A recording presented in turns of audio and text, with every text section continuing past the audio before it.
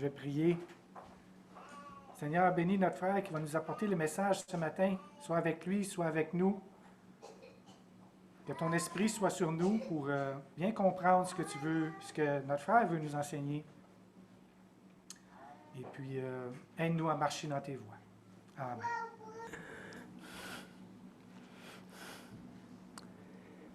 Alors, ce matin, nous sommes toujours dans l'Épître de Paul aux Romains, chapitre 8, versets 1 à 13.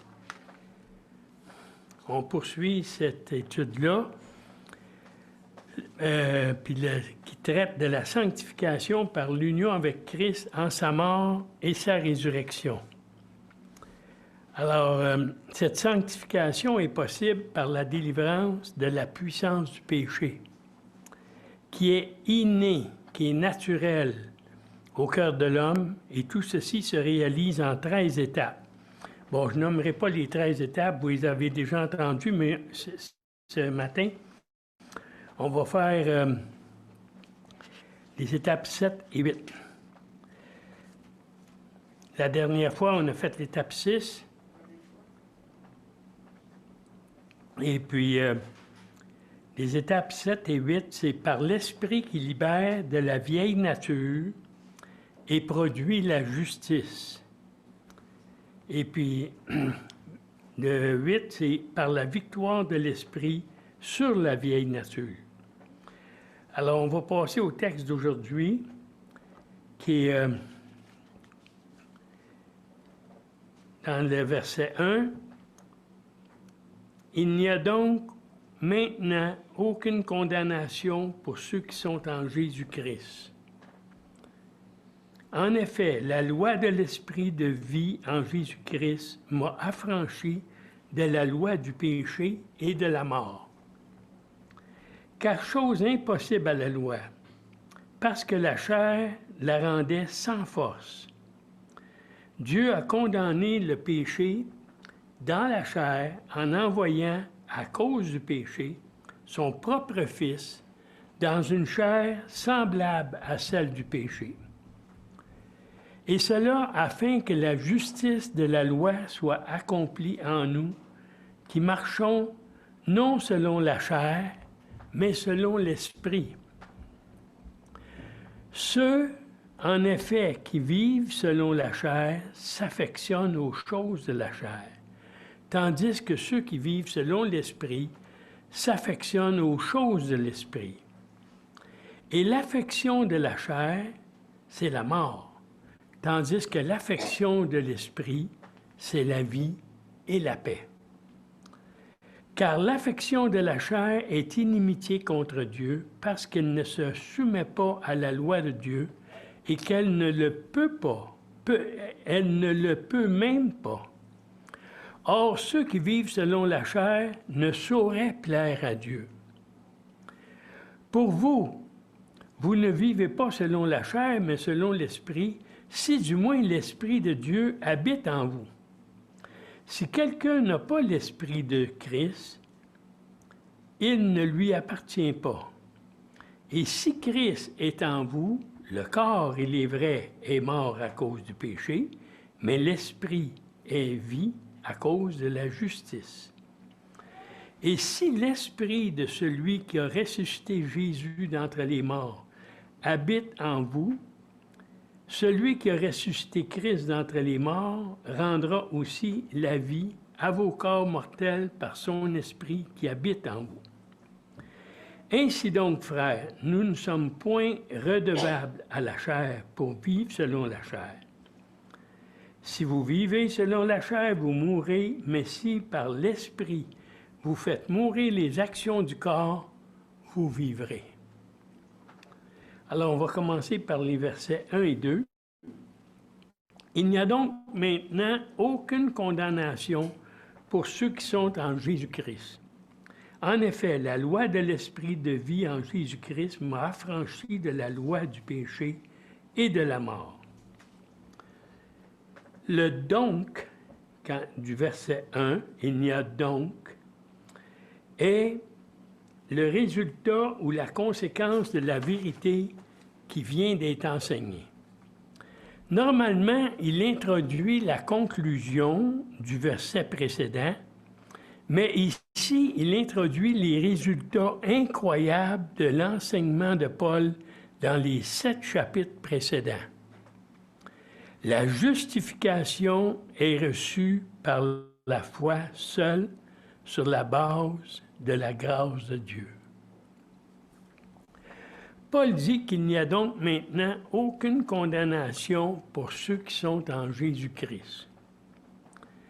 Donc, aucun péché que peut commettre un croyant, qu'il soit passé, présent ou futur, ne peut être retenu contre lui. Puisque la punition a été payée par Christ et que sa justice a été imputée aux croyants, aucun péché n'annulera jamais cette décision légale divine. L'expression « ceux qui sont en Jésus-Christ » signifie les véritables chrétiens, les enfants de Dieu. Être en Christ, c'est être unis à lui par la foi. On va aller au verset 2. En effet, introduit la raison pour laquelle il n'y a aucune condamnation pour le croyant. L'Esprit a remplacé la loi qui produisait le péché et la mort. Dans Romains 7, 5 et Romains 7, 13. Elle l'a remplacé par une nouvelle loi qui produit la vie, la loi de la foi. Romains 3, 27, ou le message de l'Évangile. La loi de l'esprit de vie équivaut à l'Évangile, la loi de la foi. La loi du péché et la loi de la mort, la loi de Dieu. 2 petits points. Quoiqu'elle soit bonne, sainte et juste, on voit dans Romains, le premier point dans Romains 7, 12, la loi est donc sainte et le commandement est saint, juste et bon. Elle ne peut produire que le péché et la mort. Dans Romains 7, 5, c'est écrit « Car lorsque nous étions dans la chair, les passions des péchés provoquées par la loi agissaient dans nos membres de sorte que nous portions des fruits pour la mort. » Dans Romains 7, 13, « Ce qui est bon a-t-il donc été pour moi une cause de mort? Loin de là. Mais c'est le péché, afin qu'il se manifeste comme péché, en me donnant la mort par ce qui est bon, et que par le commandement, ils deviennent condamnables au plus haut point. » Au verset 2, en effet, la loi de l'esprit de vie en Jésus-Christ m'a affranchi de la loi du péché et de la mort. Nous voyons que ces deux lois ou principes sont totalement opposés. Le premier, le principe caractéristique du Saint-Esprit consiste à donner aux croyants la puissance de mener une vie sainte. Le principe caractéristique du péché qui habite dans le croyant est de le conduire à la mort. MacDonald donne une bonne illustration. Il dit « C'est un peu comme la loi de la gravité. Quand nous lançons une balle en l'air, elle retombe, car son poids est supérieur à celui de l'air qu'elle déplace. Or, un oiseau est également plus lourd que l'air qu'il déplace. Cependant, quand on le lance dans les airs, il s'envole. La loi de la vie chez l'oiseau surmonte la loi de la gravité. De même, le Saint-Esprit communique la vie de résurrection du Seigneur Jésus et affranchit le croyant de la loi du péché et de la mort. On va aller au verset 3. Car chose impossible à la loi, parce que la chair la rendait sans force. Dieu a condamné le péché dans la chair en envoyant, à cause du péché, son propre Fils dans une chair semblable à celle du péché. La loi ne pouvait jamais rendre quiconque capable de répondre à ses exigences sacrées. Mais la grâce réussit là où la loi échouait. Voici comment. Rendre capable de mener une vie sainte était chose impossible à la loi parce que la chair la rendait sans force. Le problème n'était pas dans la loi, mais dans la nature humaine déchue. La loi s'adressait à des hommes déjà pécheurs et donc sans force pour lui obéir. Mais Dieu intervint en envoyant son propre Fils dans une chair semblable à celle du péché. Remarquons bien que le Seigneur, Jésus, n'est pas venu dans une chair pécheresse, mais dans une chair semblable à celle du péché.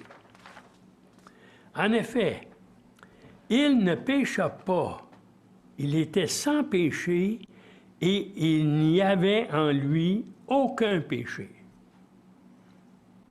1 Pierre 2, 22 dit « Lui qui n'a point commis de péché, et dans la bouche duquel il ne s'est point trouvé de fraude. » 2 Corinthiens 5, 21 dit « Celui qui n'a point connu le péché, il l'a fait devenir pour nous péché, afin que nous devenions en lui justice de Dieu. » 1 Jean 3, 5 dit « Or, vous le savez, Jésus a paru pour ôter les péchés, et il n'y a point en lui de péché. » Cependant, en venant dans le monde comme un vrai homme, il ressemblait aux hommes pécheurs. Lorsque Christ s'est offert en sacrifice pour le péché, il a condamné le péché dans la chair. Christ est mort non seulement pour les péchés que nous avons commis, on voit ça dans 1 Pierre 3, 18, qui dit « Christ aussi a souffert une fois pour les péchés, lui juste pour des injustes. Afin de nous amener à Dieu, il a été mis à mort quant à la chair et rendu vivant quant à l'esprit. » Mais aussi pour notre nature pécheresse. En d'autres termes, il est mort à cause de ce que nous sommes aussi bien. Il est mort à cause de ce que nous sommes aussi bien qu'à cause de ce que nous avons fait. Par ce moyen, Dieu condamna le péché dans la chair. La Bible ne dit jamais que notre nature pécheresse est pardonnée. Elle est condamnée. Ce sont les péchés que nous avons commis qui sont pardonnés. Au verset 4, ça dit « Et cela afin que la justice de la loi soit accomplie en nous qui marchons, non selon la chair, mais selon l'Esprit. » Désormais, la justice de la loi est accomplie en nous qui marchons, non selon la chair, mais selon l'Esprit. Quand nous remettons au Saint-Esprit le contrôle de notre vie, il nous donne le pouvoir d'aimer Dieu et notre prochain. Et cela répond précisément aux exigences de la loi. On va continuer avec les versets 5 à 8. Ceux, en effet, qui vivent selon la chair s'affectionnent aux choses de la chair, tandis que ceux qui vivent selon l'Esprit s'affectionnent aux choses de l'Esprit. Et l'affection de la chair, c'est la mort, tandis que l'affection de l'Esprit, c'est la vie et la paix. Car l'affection de la chair est inimitié contre Dieu, parce qu'elle ne se soumet pas à la loi de Dieu et qu'elle ne le peut même pas. Or, ceux qui vivent selon la chair ne sauraient plaire à Dieu. On va continuer avec les versets 5 et 6. Ceux, en effet, qui vivent selon la chair s'affectionnent aux choses de la chair, tandis que ceux qui vivent selon l'Esprit s'affectionnent aux choses de l'Esprit. Et l'affection de la chair, c'est la mort, tandis que l'affection de l'Esprit, c'est la vie et la paix. Ici, nous avons le contraste entre la vie, selon la chair, et la vie, selon l'Esprit. Ceux qui vivent selon la chair, c'est-à-dire les inconvertis, s'occupent des choses de la chair. Ils obéissent aux tendances de la chair. Ils vivent pour satisfaire les désirs de leur nature corrompue. Ils entretiennent les besoins de leur corps qui, dans quelques années, retournera à la poussière. Mais ceux qui vivent selon l'Esprit, c'est-à-dire les vrais croyants, s'élèvent au-dessus de la chair et du sang et vivent pour ce qui est éternel. Ils s'occupent de la parole de Dieu, de la prière, de l'adoration et du service chrétien. Comment savoir si nous vivons selon l'Esprit ou non? En examinant nos tendances, si nos pensées sont orientées vers les choses du monde, les mauvais désirs, la richesse, les honneurs, la beauté de notre corps, les plaisirs mondains, alors nous vivons selon la chair et non selon l'Esprit. Mais si nos pensées se nourrissent des tendances de l'Esprit, la justice, l'amour, l'humilité, la maîtrise de soi, nous pouvons être assurés que nous marchons selon l'Esprit. Est-ce que nous examinons ce qui occupe nos pensées?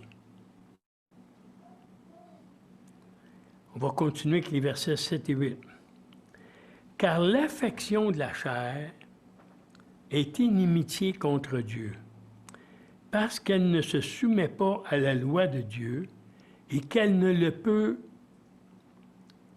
même pas. Or, ceux qui vivent selon la chair ne sauraient plaire à Dieu.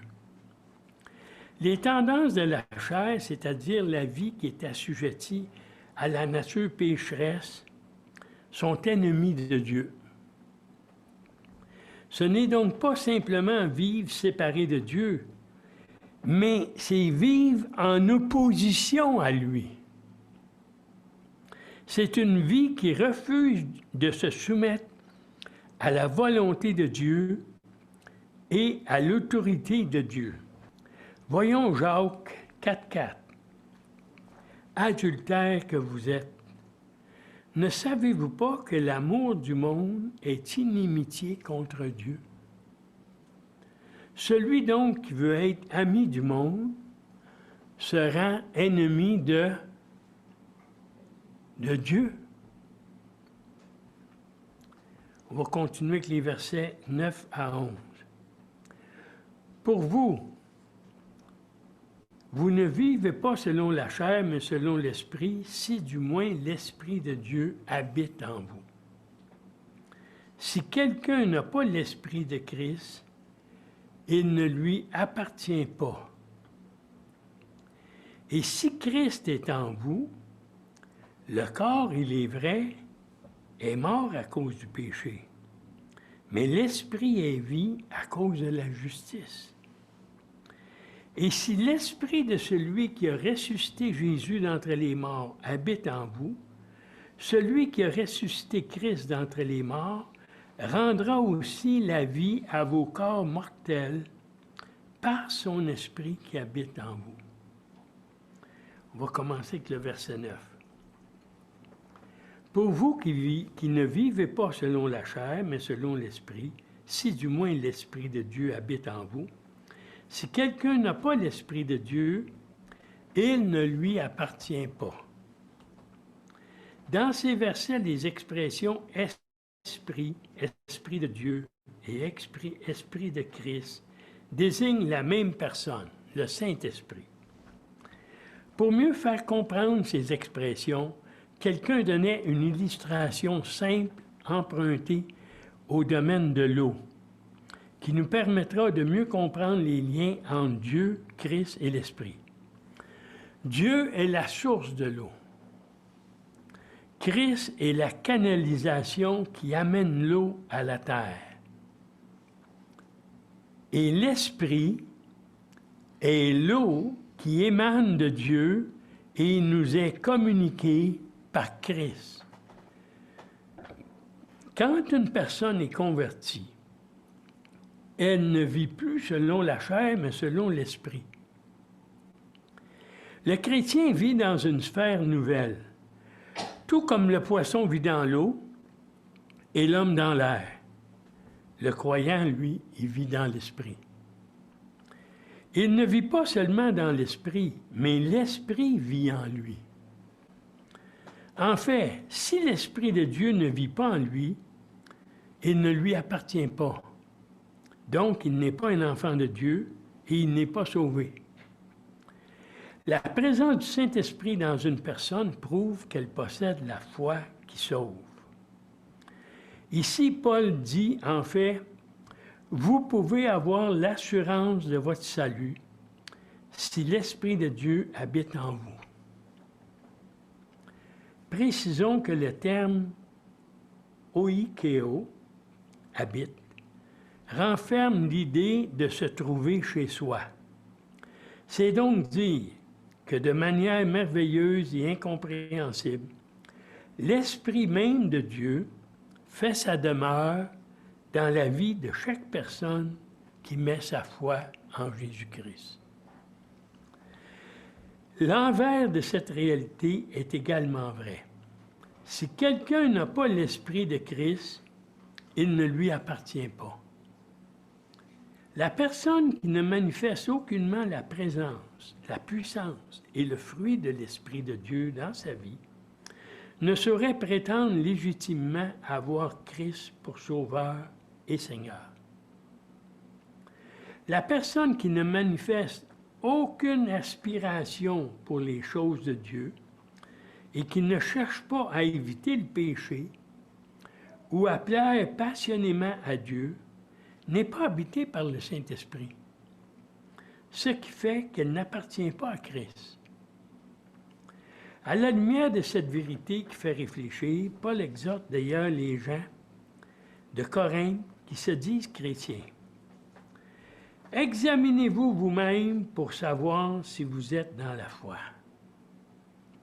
Éprouvez-vous vous-même. Ne reconnaissez-vous pas que Jésus-Christ est en vous, à moins peut-être que vous ne soyez désapprouvés. Et si Christ est en vous, pourquoi continue-t-il de dire aux croyants, le corps, il est vrai, est mort à cause du péché, mais l'esprit est vie à cause de la justice. Autrement dit, si l'Esprit de Dieu habite en vous, Notre propre esprit est en vie à cause de la justice, c'est-à-dire à cause de la justice qui est accordée divinement à tout croyant et par laquelle il est justifié. En comprenant bien ce qu'est la justice parfaite, toute tentative humaine pour se rendre soi-même juste n'est que pure perte. Philippiens 3:8. Résumant ce qu'il vient tout juste de déclarer dans les versets 5 à 10, Paul dit au verset 11, « Et si l'esprit de celui qui a ressuscité Jésus d'entre les morts habite en vous, celui qui a ressuscité Christ d'entre les morts rendra aussi la vie à vos corps mortels par son esprit qui habite en vous. » Encore une fois, c'est le Saint-Esprit qui tient lieu d'agent divin de la résurrection de Christ. Et de même que le Saint-Esprit a tiré Jésus de la mort physique pour redonner la vie à son corps mortel, l'Esprit qui habite en chaque croyant procure à ce dernier une nouvelle vie maintenant et pour toujours. On voit ça dans Jean 6, 63 et 2 Corinthiens 3, 6. Et on va terminer avec les versets 12 et 13. Ainsi donc, frères, nous ne sommes point redevables à la chair pour vivre selon la chair. Si vous vivez selon la chair, vous mourrez. Mais si par l'Esprit vous faites mourir les actions du corps, vous vivrez. Maintenant que nous comprenons le contraste saisissant entre la chair et l'Esprit, quelle conclusion pouvons-nous en tirer? Nous ne devons rien à la chair pour vivre selon ses ordres. Notre vieille nature mauvaise et corrompue n'a été qu'une entrave. Elle ne nous a jamais fait le moindre bien. Si Christ ne nous avait pas sauvés, la chair nous aurait entraînés à la plus profonde, la plus obscure et la plus étouffante place de l'enfer. Pourquoi nous sentirions-nous redevables à un pareil ennemi? Ceux qui vivent selon la chair doivent mourir, non seulement physiquement, mais éternellement. Vivre selon la chair revient à ne pas être sauvé. Les versets 4, 5, 6 du chapitre 8 l'attestent. C'est écrit. Et cela afin que la justice de la loi soit accomplie en nous, qui marchons, non selon la chair, mais selon l'Esprit. Ceux, en effet, qui vivent selon la chair s'affectionnent aux choses de la chair, tandis que ceux qui vivent selon l'Esprit s'affectionnent aux choses de l'Esprit. Et l'affection de la chair, c'est la mort, tandis que l'affection de l'Esprit, c'est la vie et la paix. Mais pourquoi Paul parle-t-il ainsi à ceux qui sont déjà chrétiens? Impliquerait-il que certains d'entre eux pourraient encore se perdre? Non. Mais Paul inclut souvent dans ses épîtres des paroles d'avertissement qui nous poussent à nous examiner devant Dieu. Car il se rend compte que dans toute assemblée, ça l'inclut le groupe biblique de la Rive-Sud, il peut se trouver des personnes qui ne sont jamais passées par une nouvelle naissance authentique. Le reste du verset décrit ce qui est caractéristique de tout vrai chrétien. Grâce à l'aide du Saint-Esprit, ils font mourir les actions du corps. Dès à présent, ils jouissent de la vie éternelle. Et dès qu'ils quitteront ce monde, ils jouiront de la vie éternelle dans toute sa plénitude. Et ça termine notre étude de ce matin. Que Dieu bénisse sa parole. Seigneur, Je sais que des fois, quand on lit un texte comme ça semble être compliqué. Mais Seigneur, guide-nous. Montre-nous si on vit selon la chair ou selon l'esprit. Aide-nous, Seigneur, à marcher avec toi. Toi seul es capable de le faire. On sait qu'il y a toujours notre ennemi, Satan, qui veut qu'on marche selon la chair, qu'on se réjouisse de marcher selon la chair. Mais ce n'est pas ça qu'on veut, Seigneur. On veut ce que toi tu veux. C'est marcher selon l'Esprit, Seigneur, avec toi. Alors que ta grâce nous accompagne, sois avec nous, Seigneur. Amen.